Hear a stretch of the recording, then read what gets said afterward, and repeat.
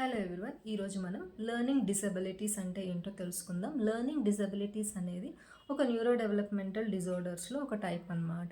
ఈ learning disabilities అంటే learning difficulties అని అనుకుందాం. సో ఇవి స్కూల్ గోయింగ్ పిల్లలకి ఉంటాయన్నమాట. వాళ్ళు నేర్చుకోవడంలో, నేర్చుకున్నది గుర్తుపెట్టుకొని రాయడంలో, నేర్చుకున్నది ఐడెంటిఫై చేయడంలో, రీడింగ్లో ఇబ్బంది రావడం అన్నమాట. సో లెర్నింగ్ డిఫికల్టీస్లో మెనీ కేటగిరీస్ ఉన్నాయన్నమాట. బట్ 3 కేటగిరీస్ గురించి తెలుసుకుందాం. ఫస్ట్ వన్ వచ్చేసి డిస్లెక్సియా. డిస్లెక్సియా అనేది words and letters identification and రీడింగ్లో ప్రాబ్లం రావడం అనమాట.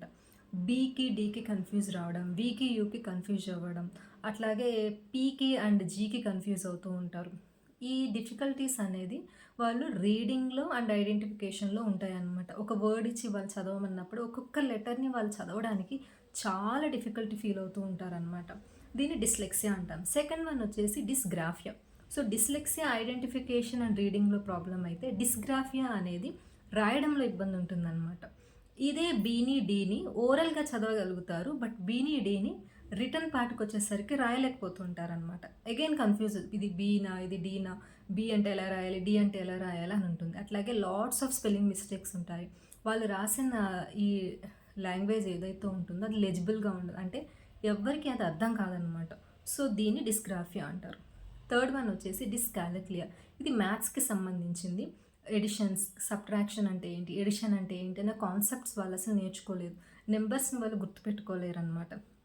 సో ఇలాంటి లెర్నింగ్ డిఫికల్టీస్ ఉన్న పిల్లలకి స్పెషల్ ఎడ్యుకేషన్ అనేది చాలా ఇంపార్టెంట్ అనమాట. అంటే జనరల్గా అందరి పిల్లలతో వాళ్ళు అంత స్పీడ్గా వీళ్ళు నేర్చుకోలేనప్పుడు స్పెషల్గా వాళ్ళని కూర్చోబెట్టి ఇండివిజువల్ కేర్ తీసుకొని యాక్టివిటీ బేస్ ద్వారా నేర్పించవచ్చు అనమాట. అంటే 4+5 అని ఒక కాన్సెప్ట్ని నేర్పించేటప్పుడు keep 5 in your mind, 4 in your hand అని జనరల్గా నేర్పిస్తూ ఉంటాం.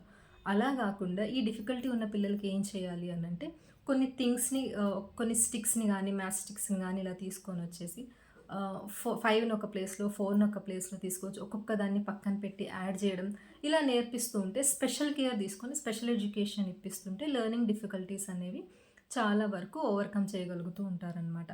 And one more thing, learning డిసెబిలిటీస్కి ఇంటెలిజెన్స్కి ఎలాంటి పోలిక ఉండదు. అంటే ఇంటెలిజెన్స్ లేకపోవడం వల్ల లెర్నింగ్ డిఫికల్టీస్ వస్తాయని కాదు.